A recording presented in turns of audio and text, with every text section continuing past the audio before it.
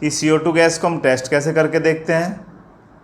H2 तो हमने gas को टेस्ट कर लेता कि पानी से हमने, सॉरी उसमें मैंने गलत बता दिया। H2 को हम टेस्ट, CO2 को टेस्ट करने के लिए हम लाइम वाटर लेते हैं जो मिल्की हो जाता है, और H2 को टेस्ट करने के लिए हम क्या करते हैं, उसको एक बर्न सोप सॉल्यूशन में गुजारते हैं, पास कराते हैं, और वहाँ से अगर H2 के बबल्स निकल रहे हैं और एक बर्निंग कैंडल ले जाएं तो ब्रस्ट पॉप साउंड हमें देती है। इस तरह से केमिकल प्रॉपर्टी में आगे बढ़ते हुए हम आगे चलते हैं reaction of acid and base with each other. अब तक तो एसिड मेटल के साथ कर रहे थे, मेटल कार्बोनेट और मेटल बाइकार्बोनेट, जबकि बेस मेटल कार्बोनेट और मेटल बाइकार्बोनेट के साथ रिएक्शन नहीं करते। अब क्या आता है, अब आता है कि एसिड एंड बेस रिएक्ट करते हैं ईच अदर, एक दूसरे से रिएक्ट करते हैं। तो क्या होता है, जब एसिड और बेस एक दूसरे रिएक्शन करते हैं तो क्या एक सॉल्ट बनता है, और सॉल्ट के साथ साथ H2O बनता है। H2O मीन्स वाटर बनता है। देखिए एसिड क्या लिया हमने, HCl ले लिया, और यहाँ से हमने NaOH बेस लिया, एक सॉल्ट NaCl बना और H2O बना। अब देखिए यहाँ पर इन दोनों ने एक दूसरे के इफ़ेक्ट को फिनिश कर दिया, एक दूसरे का इफ़ेक्ट ख़त्म हो जाता है यहाँ पर, और क्या बन जाता है, H2O बन जाता है। जब एसिड बेस के साथ रिएक्ट करके एक सॉल्ट और वाटर बनाता है तो इस टाइप की रिएक्शन को ही हम क्या कहते हैं, न्यूट्रलाइज रिएक्शन कहते हैं, न्यूट्रलाइजेशन रिएक्शन कहा जाता है। अब न्यूट्रलाइजेशन की रिएक्शन देख लेते हैं, इसकी डेफिनेशन क्या है। इसी से हम डेफिनेशन बनाए क्या, when an acid and base react each other, जब एसिड बेस एक दूसरे से रिएक्ट करेगा तो क्या होगा, to form water and salt. तो क्या बनाएगा, देखिए यहाँ पर एक सॉल्ट बनाया और एक वाटर बनाया।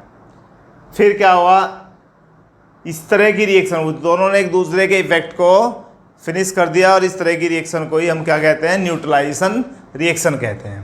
देखिए जब कभी आपने सुना होगा कि भाई आज हमें डाइजेशन सही नहीं हुआ और एसिडिटी बनी हुई है, और एसिड को फिनिश करने के लिए हम क्या करते हैं, कोई दवाई लेते हैं, मिल्क ऑफ मैग्नीशिया। तो उससे क्या होता है, हमने जो भी हमारी एसिडिटी बन रही थी उसमें कोई भी बेसिक ऐसी बेस वाली वस्तु लेंगे, जिससे कि हम ऐसी टैबलेट या कुछ भी लेंगे जिससे हम उसको न्यूट्रलाइज कर सकते हैं। यानी कि अगर हम मिल्क भी ले लें, ठंडा मिल्क ले लें, तो भी उस एसिडिटी को हम ख़त्म कर सकते हैं, क्योंकि मिल्क क्या करेगा, बेस का काम करेगा, और एसिड मिल्क के साथ जब मिलेगा, बेस के साथ जब मिलेगा तो न्यूट्रलाइज हो जाएगा और उसमें हमें आराम मिलेगा। अब देखिए, इट इन्वॉल्व H+ और OH ions to generate water. यहाँ पर HCl क्या जनरेट करता है, HCl से हमें क्या मिलता है, H+ आयन मिलता है, और NaOH क्या होता है, सोडियम हाइड्रोक्साइड, ये बेस है, बेस से हमें क्या मिलता है, HCl गिव H+ आयन, और NaOH क्या है भाई, सोडियम हाइड्रोक्साइड, बेस है ये, क्योंकि ये क्या देगा, OH आयन। जब H+ आयन और OH- आयन मिलेंगे तो क्या बन जाएगा, H2O वाटर बन जाएगा। देखिए यहाँ पर HCl ने क्या दिया, H+ आयन दिया, और NaOH ने क्या दिया, OH- आयन दिया, और दोनों मिलकर क्या बन गया, यहाँ पर H2O बन गया। आगे चलते हैं, reaction of metal oxide with acid.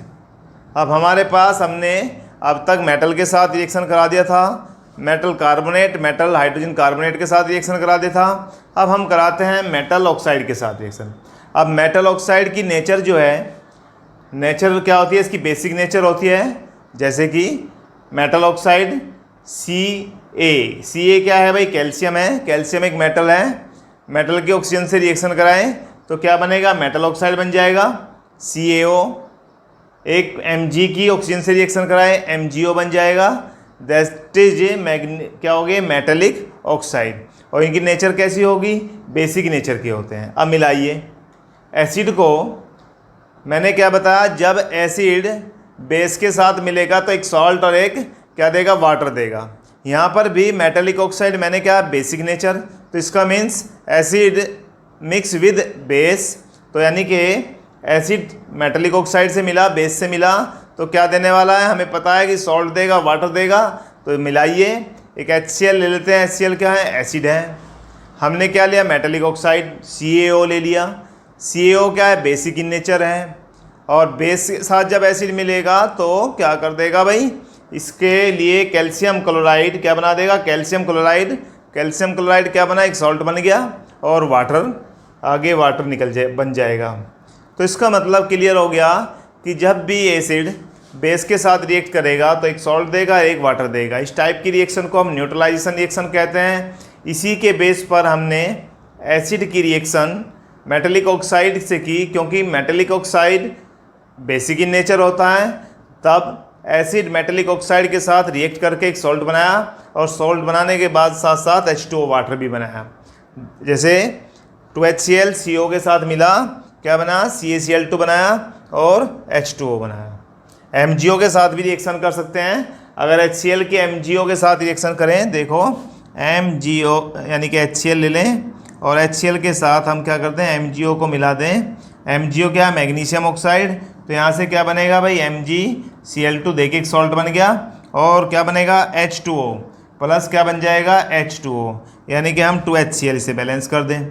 तो यानी कि जितने भी एसिड मेटेलिक ऑक्साइड के साथ रिएक्ट करेंगे तो सॉल्ट के साथ वाटर बनाएगा।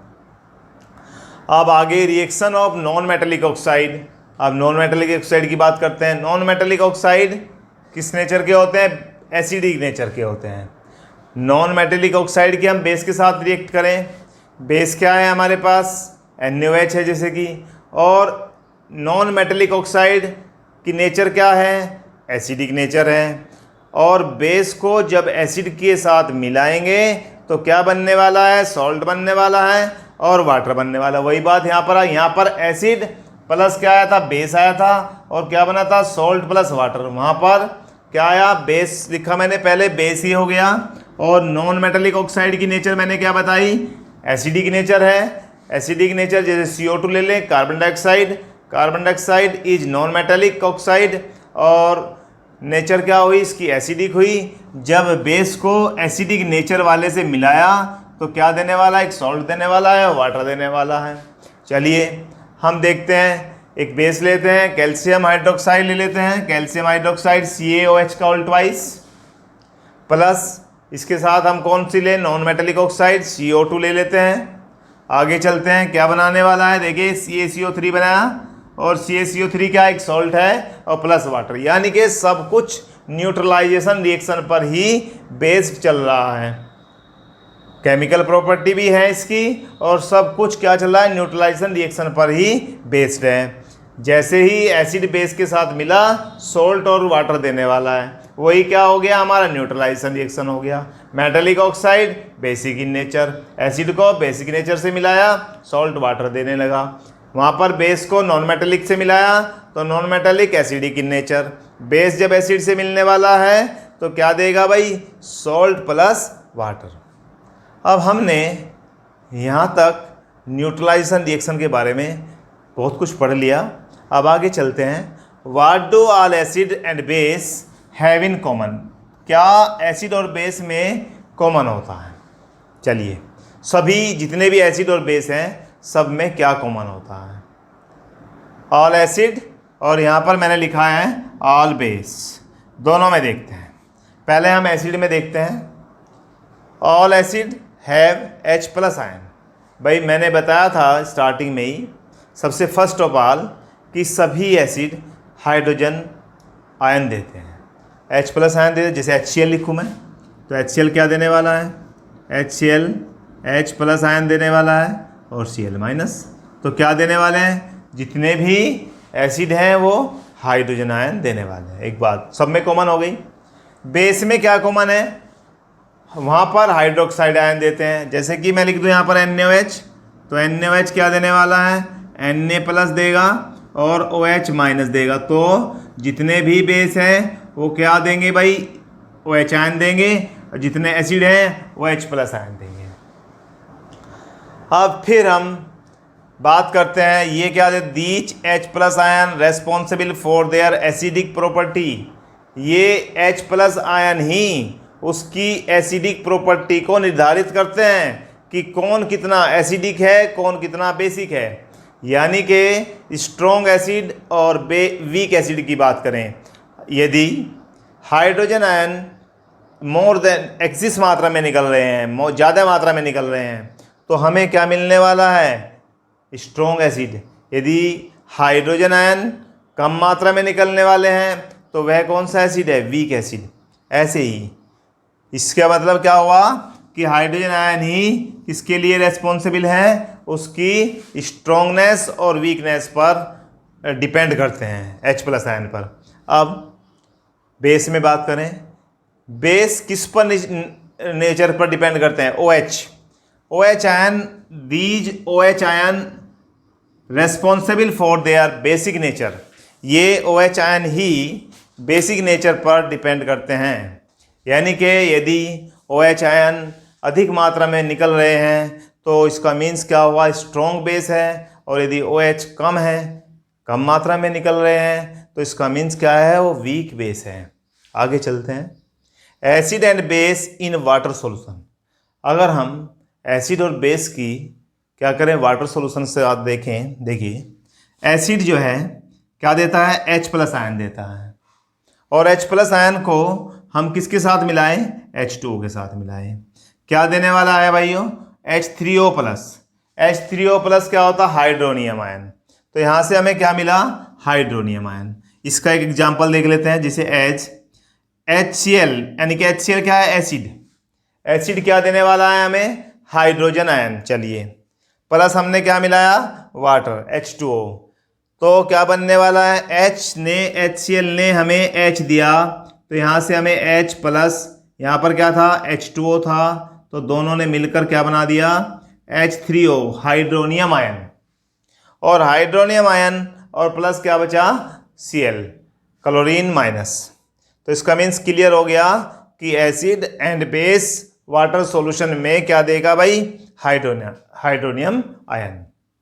अब बेस की बात करते हैं। एक बात और इससे पहले नोट कर लो, मेन पॉइंट है कि H+ ion can not exist alone. Hydrogen ion अकेला नहीं चलता, वो किसके साथ मिलकर चलता है? They exist as H3O, hydronium ion के फॉर्म में रहता है। ये वेरी वेरी इंपॉर्टेंट पॉइंट है। अब बेस की बात करें। Base when dissolve in water, base को पानी के साथ डिजोल्व कर दीजिए तो हमें क्या देता है? NaOH। वाटर के साथ मिलेगा तो सीधा OH आयन। यानी कि मैंने बताया था, जब हम सीधा हम NaOH ले लें और उससे हम कहें कि भाई हमें हाइड्रोक्साइड आयन मिल जाए, तो नहीं मिलेंगे। हमें कब मिलेंगे हाइड्रोक्साइड आयन? जब हम बेस को वाटर में डिजोल्व करेंगे। तो जब हमने NaOH को वाटर में डिजोल्व किया तो हमें Na+ और OH- मिला। अब इस वीडियो में हमने केमिकल प्रॉपर्टी को पूरा कर दिया। यानी कल वाली वीडियो, जो लास्ट लेक्चर में हमने वीडियो बनाई थी, उसमें केमिकल प्रॉपर्टी थी मेटल के साथ, और metal carbonate, metal bicarbonate, metal hydrogen carbonate के साथ। इसमें न्यूट्रलाइजेशन रिएक्शन के आधार पर एसिड और बेस ने कैसे कैसे रिएक्शन किया, कैसे H+ आयन निकले और OH आयन निकले। आगे नेक्स्ट वीडियो में हम बात करेंगे यूनिवर्सल इंडिकेटर की, क्योंकि यूनिवर्सल इंडिकेटर से हम पहचान लेते हैं कौन स्ट्रॉन्ग एसिड है, कौन स्ट्रॉन्ग बेस है, या वीक एसिड वीक बेस के बारे में, या कौन न्यूट्रलाइजेशन है। थैंक यू बेटा।